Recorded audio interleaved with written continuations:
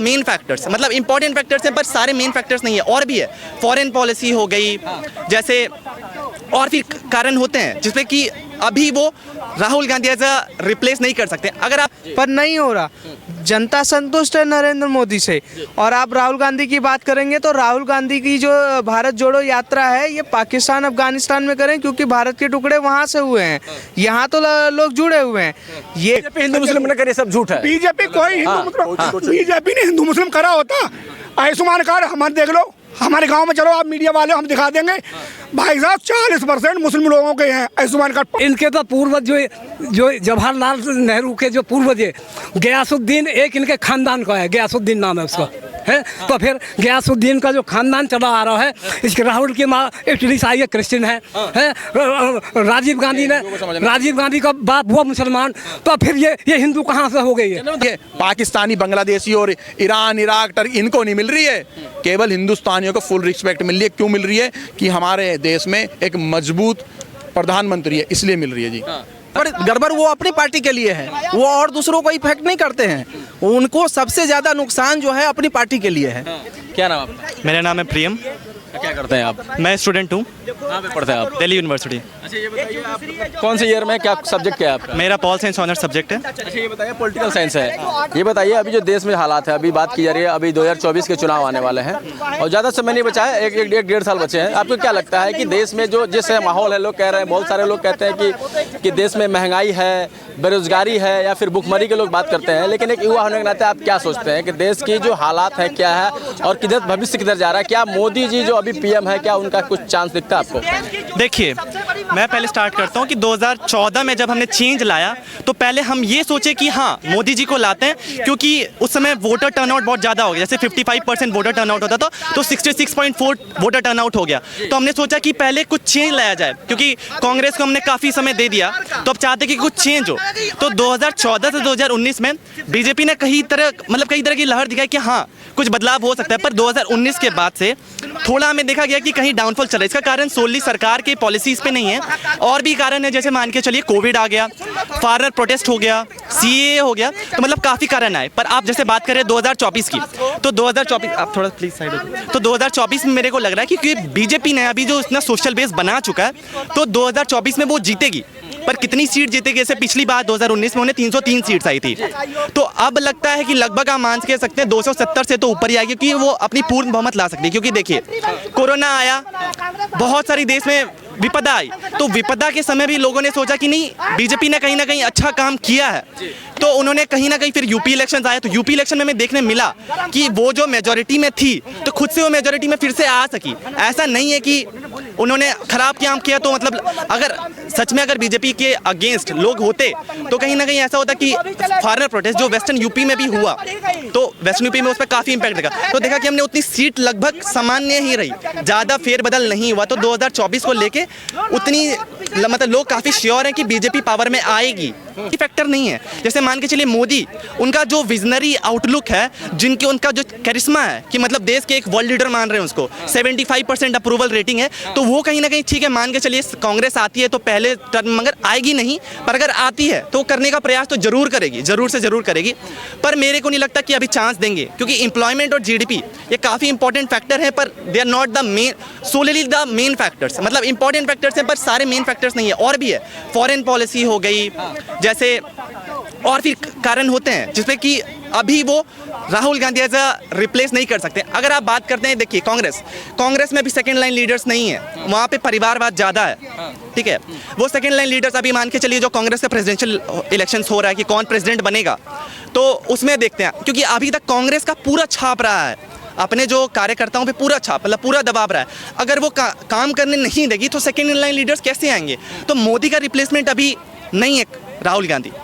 जैसे उनको बोला जाता है कि यूथ नेता, तो यूथ नेता तो है नहीं, उनकी एज है 50 ईयर्स, और वहीं योगी आदित्यनाथ की एज है 49 ईयर्स, तो क्या वो भी यूथ नेता हो गए? तो ये सब क्या सोचते हैं 2024 में क्या होने वाला है सर? जैसे आपने इन भाई साहब को भी सुना होगा, काफ़ी तथ्य रखा है, आप क्या तथ्य रखते हैं 2024 में? मतलब जो जिस प्रकार से कहा जा रहा है कि रोजगार नहीं है, बेरोजगार है, भूखमरी है, लोगों के कोरोना में लोग इतने लाख लोग मर गए, बहुत सारे फैक्टर्स हैं, लेकिन क्या लगता है ओवरऑल, क्या लगता है कि नीतीश कुमार जो दम भर रहे हैं कि मोदी को 50 में समेट देंगे, या फिर जो राहुल गांधी यात्रा कर रहे हैं कुछ का असर है, कुछ भी है?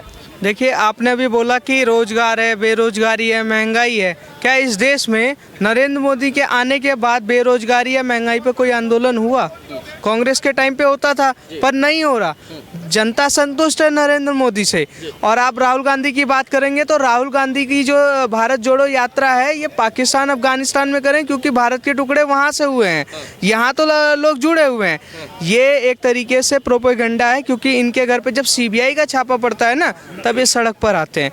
इसका आंदोलन चल रहा है। नीतीश कुमार घर छोड़कर कहीं और जाते हैं, फिर घर छोड़कर कहीं, पेड़ बदलना उनका काम है।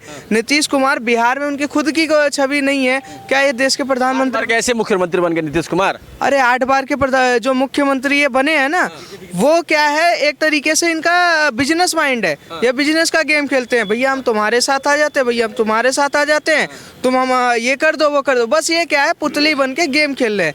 इनका मतलब बिहार में भी किसी भी तरीके से सपोर्ट नहीं है। 40 सीट लाए हैं। जब नरेंद्र मोदी के चेहरे पे चुनाव लड़ा तो वो 40 सीट नरेंद्र मोदी के। राहुल गांधी का चांस तो लग रहा है, घूम रहे हैं, बारिश में भाषण दे रहे हैं भाई, मेहनत कर रहे हैं, माता जी के अपने चरण छू रहे हैं, पैर लेसेस बांध रहे हैं। रुके हाँ, मैं कह रहा हूँ कि वो भाषण दे रहे हैं, माता जी का पैर छू रहे हैं, बहुत बढ़िया है। पर देश में उसको पप्पू किस लिए कहा जाता है उसको भी पता है। जो अरे क्या नाम है, बोतल में आटा बेच सकते, अपने आप को पप्पू कह लेते हैं। अरे तो वो है ही पप्पू। उसकी तो बात ही नहीं है। दूसरा, अगर आप ममता बनर्जी को गिनेंगे या केजरीवाल को गिनेंगे या किसी और को गिनेंगे या तेलंगाना के मुख्यमंत्री को, ये आपस में ही लड़के मर जाएंगे। तो उनसे ज्यादा तो अभी आपने कही थी कि वो अपनी माँ के लेस बांध रही हैं, ये वो कर रहे हैं, भारत जोड़ो यात्रा निकाल रहे हैं। उनसे तो ज्यादा पहलू हमारे महेंद्र सिंह धोनी की है, जो पाकिस्तान वाले बैट्समैन के उन्होंने पैड बांधा था, उसकी लेस बांधे थे। तो क्या वो पाकिस्तान का हो गए, उसके खिलाफ हो गए, पूरा देश खिलाफ हो गए? नहीं हुआ ना। एक बात बताइए, राहुल गांधी की कांग्रेस की सरकार मध्य प्रदेश महाराष्ट्र में रही, गठबंधन की राजस्थान में रही, और केरला में है। वहाँ सस्ता क्यों नहीं है, वहाँ सस्ती क्यों नहीं, वहाँ रोजगार क्यों नहीं दिया?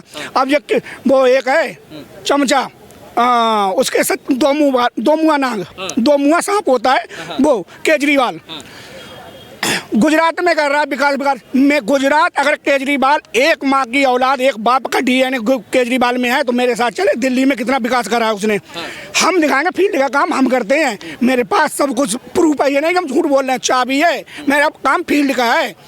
तो वो वहाँ कह रहा है, तो कहाँ से राहुल कहाँ से आ गए? सवाल ये है कि केजरीवाल जी के आपने अपना जिक्र किया, केजरीवाल 7 साल में 2 राज्य उनके पार्टी के झोले में आ गए। क्या? पंजाब आ गया, दिल्ली आ गया। दिल्ली में 2 बार से किसी को जीतने नहीं दे रहे हैं, 60 से ऊपर सीटें आ रही हैं। सबसे पहले वो कहाँ लड़े थे चुनाव? दिल्ली में। सेकंड चुनाव कहाँ लड़े थे वो? लोकसभा का कहाँ लड़े थे? बनारस में। कितने वोट मिले? जमानत जब्त हो गई, दूसरी बार भी जमानत जब्त हो गई। गुजरात मॉडल बिहार में भी आई थी, मगर नीतीश जो दरबदलू काम करते हैं, उनकी घर में इज्जत नहीं है, घर में उनके परिवार में गाली बकते हैं कि तुम शिवसेना क्या हुई, उद्धव ठाकरे कहाँ गए, अब रो रहे हैं। चलिए ठीक है, भाई साहब रखिए, रुकिए। चाचा क्या नाम आपका? रुकिए। गजराज शर्मा। अच्छा, क्या लगता है शर्मा जी, 2024 में क्या लगता है आपको? मोदी जी। हाँ, मोदी जी। हम तो सवाल ही नहीं पूछे आपसे कुछ भी, आपने मोदी जी बोल दिया। नहीं, आपने बोला नहीं कि 24 वही तो चल रहा है। हाँ। राहुल गांधी नहीं? अरे राहुल गांधी पर बोलना नहीं आता। राहुल गांधी पर बोलते हैं, भाषण बढ़िया देते हैं। और सुनो, ये मुझे तो ऐसा लगता है कि ये समय आ गया है कि अब हिंदू ये हिंदू ही नहीं है, इस पर बहस होनी चाहिए। ये हिंदू नहीं है। कैसे बताइए, कैसे? इनके तो पूर्वज जो जवाहरलाल नेहरू के जो पूर्वज है, गयासुद्दीन, एक इनके खानदान का है, गयासुद्दीन नाम है उसका, है। तो फिर गयासुद्दीन का जो खानदान चला आ रहा है, इसके राहुल की माँ इटली से आई है, क्रिश्चियन है। राजीव गांधी का बाप हुआ मुसलमान, तो फिर ये हिंदू कहाँ से हो गई है? जनेऊधारी कहते हैं अपने आप। जनेऊधारी उनका कोई पंडित बन जाएंगे ये? उनके नाना जी पंडित जवाहरलाल नेहरू।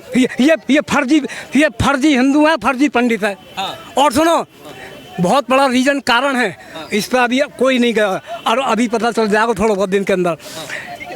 किसी नेता ने, सुनो, किसी नेता ने, किसी एमएलए एमपी ने कोई विरोध नहीं करा है कि सोनिया गांधी, राहुल गांधी या प्रियंका गांधी अध्यक्ष ना बने। क्या कारण है कि ये अध्यक्ष पद से हट रहे हैं तीनों? क्या कारण है? इनसे पूछा जाए कारण क्या है, जब इनका कोई नेता मन नहीं कर रहा। अभी अभी आप देखना 1 महीने के अंदर ये बात ओपन होगी। सर, क्या लगता है आपको सर 24 में क्या होगा, बताइए सर। इसमें देखिए जी, आपने अभी बोला, अब अंकल जी ने आपने बोल दिया कि राहुल गांधी सही बोलता है। राहुल गांधी को कुछ बोलना ही नहीं होता। आटा बेच रहा है लीटर में, पनीर बेच रहा है मीटर में और इंच में बेच रहा है वो तेल, उसको बोलना नहीं आता। अंकल जी ने सही बोला, उसको बोलना नहीं आता भाई साहब। मैं देखो बताता हूँ, आपने बोला अभी देखो हिंदू मुस्लिम करती है बीजेपी, आपने एक बाप की बांटते हैं। अगर बीजेपी हिंदू मुस्लिम करती है तो केजरीवाल ने जो कश्मीरी पंडितों का अपमान करा उसका क्या है भाई, उसका बताओ।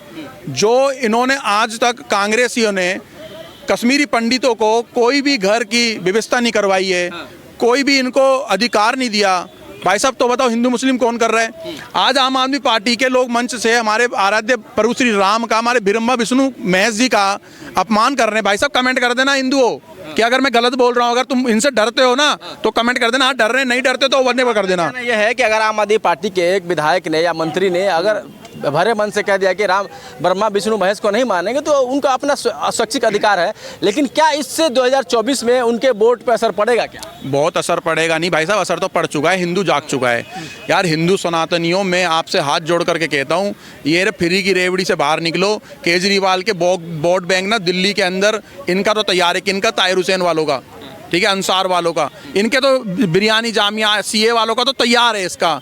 और कुछ फ्री के जो है ना, फ्री की रेवड़ी के चक्कर में जो थोड़ा इधर उधर भाग जाते हैं, भाई मत भागो यार, रुक जाओ, थम जाओ, अपने मर्यादा पुरुषोत्तम श्री राम के मार्ग पे चलो। हमें इस देश को अगवा से भगवा बनाना है और इस देश को हमें हिंदू राष्ट्र बनाना है। फ्री के चक्कर में मत डोलो। अगर फ्री के चक्कर में डोलोगे तो ताहिर हुसैन आपकी गली गली में डोलेगा, क्या फायदा। इतनी रिस्पेक्ट मिल रही है ना भाई विदेशों में, कहाँ से भाई इंडियन, इतनी रिस्पेक्ट मिल रही है। पाकिस्तानी, बांग्लादेशी और ईरान, इराक, टर्की, इनको नहीं मिल रही है, केवल हिंदुस्तानियों को फुल रिस्पेक्ट मिल रही है। क्यों मिल रही है? कि हमारे देश में एक मजबूत प्रधानमंत्री है, इसलिए मिल रही है जी। सर चाचा क्या नाम आपका? क्या नाम आपका जी? ओम प्रकाश। अच्छा जी, ओम प्रकाश जी बताइए, क्या मतलब 2024 में क्या लग रहा है, नीतीश कुमार का चांस है या फिर राहुल गांधी या नरेंद्र मोदी फिर से सत्ता पर काबिज होंगे क्या? ये जितनी भी विरोधी पार्टी है ना, विपक्षी, ये जितनी मर्जी एक हो जाएं, मरे चुनाव से पहले पहले सब टूट जाएंगी। और आना मोदी जी नहीं है, मोदी जी आएंगे और कोई नहीं आ सकता। मोदी जी लाइसेंस ले लिए प्रधानमंत्री बनने का, आएंगे ही। जनता उनके साथ है, जनता उनके साथ है, मोदी जी के साथ। युवा बेरोजगार हो रहा है, भुखमरी, महंगाई, सब बात हो रही है। देखिए बेरोजगारी, जो भी बेरोजगार है हर किसी को चाहिए सरकारी नौकरी। वो चाहता है सरकारी नौकरी मिली। इतनी नौकरी कहाँ से आएंगी? आप देश की आबादी देखो, इतनी नौकरी आएंगी कहाँ से, ये बताइए आप मेरे को। इसलिए नौकरी मिलने की सरकार फेल हो रही है नौकरी देने में। कहाँ की जो सरकार का कोटा होता है वो भर देती है, उसके बाद बाकी लोग तो ऐसे ही है ना, बाकी लोगों को नौकरी कहाँ से मिलेगी? कोई छोटा। क्या नाम है भैया आपका? सनी। सनी जी बताइए, कहाँ के रहने वाला है आप? मैं दिल्ली से हूँ। दिल्ली से रहने वाला है। क्या लगता है आपको, चाचा कह रहे थे अभी प्रधानमंत्री के जो पद के लिए, क्या मतलब आप क्या सोचते हैं कि युवा होने के नाते कैसे देखते हैं मोदी जी को आप, या फिर जो राहुल गांधी जो यात्रा कर रहे हैं, अभी नीतीश कुमार भी कह रहे हैं कि इस बार मोदी जी का चांस नहीं है, मतलब पूरे देश से खत्म करने की बात कर रहे हैं, कैसे आपको क्या लगता है? नहीं, उनका हक है, बिल्कुल वो अपना यात्रा कर सकते हैं। एक चुनाव, उनका जो काम है भाई वो अपना कर रहे हैं। मोदी जी का एज अ पॉलिटिशियन वो अपना काम कर रहे हैं। रही रोजगार की बात, तो बिल्कुल कमी तो है उस चीज़ की। लगता है कि भाई रोज़गार उतने हिसाब से नहीं है जिस हिसाब से होना चाहिए, और कुछ अच्छाइयाँ भी हो रही हैं तो कुछ नेगेटिव पॉइंट्स भी है जिसको कवर किया जा सकता है। देश में क्या माहौल लग रहा है कि अभी 2024 जैसे मोदी जी का कार्यकाल अभी चल रहा है, बहुत सारे उन्होंने काम गिना, राम मंदिर काम गिनाते हैं उन लोग, 370 कहते हैं, या फिर बनारस में कॉरिडोर बन रहा है, उधर उज्जैन में कॉरिडोर बन रहा है, हर जगह मतलब एक तरह से काम चल रहा है, कुछ भी दिख रहा है। जैसे अभी आपने नया संसद भवन की घोषणा भी की है, तो क्या लगता है कि 2024 में मोदी जी का कुछ चांस है आपको, आपके नज़र में? नहीं, चांस तो बिल्कुल है। बहुत मजबूत नेता है, बहुत आकर्षक नेता है, पहली बात वो तो सही बात है। बट आप ज़मीनी स्तर पे देखें तो बहुत सारे काम ऐसे हैं जो हो सकते हैं, और देखते हैं कैसा रहता है। 24 के तो काफ़ी चांसेस उन्हीं के ही हैं, और सरकार उनकी जो पार्टी है उन्हीं के नाम पे चल रही है। देखा जाए तो 1-1 आर्मी है, तो उस हिसाब से चल तो रही है। बाकी देखिए, बाकी पार्टी भी है, उनका भी मौका मिलना चाहिए, वो भी फाइट करें, कोई दिक्कत नहीं है। हाँ, कर रहे हो आप बेरोजगारी की, तो बेरोजगारी जो है सो रिलेट करता है आपका पॉपुलेशन के साथ, जनसंख्या के साथ। अगर आप जनसंख्या नियंत्रण कानून लाते हो तो आपकी बेरोजगारी कुछ हद तक दूर होती है। अब बात करते हो अगर मान लो तत्कालीन प्रधानमंत्री मोदी जी के बारे में, तो मोदी जी अपने तरीके से काम कर रहे हैं। पिछले कई दशकों से आप देखो कि कितना इम्प्रूव किया है हमारा काम कितना इम्प्रूव किया है पहले से। अब रह गई बात कि पहले और आज में अगर कंपैरिजन करोगे तो पहले जो काम होता था वो स्लो होता था। अब जो भी डिसीजंस होते हैं मस्ट होता है, सबसे ज़्यादा मस्ट होता है डिसीजंस यदि आप जल्द से जल्द लेते हो तो धरातल पर उसका काम जल्दी से जल्दी होता है। तो ये इम्पोर्टेंट है सबसे पहली बात। ये भी तो अभी यंग डायनामिक है, अभी काम कर सकते हैं देश के लिए। वो तो पप्पू जी हैं भाई, वो पप्पू जी हैं, उनको ना उनको क्या करना जी होने से मतलब गड़बड़ हो गया नाम। गड़बड़ वो अपनी पार्टी के लिए है, वो और दूसरों को इफेक्ट नहीं करते हैं।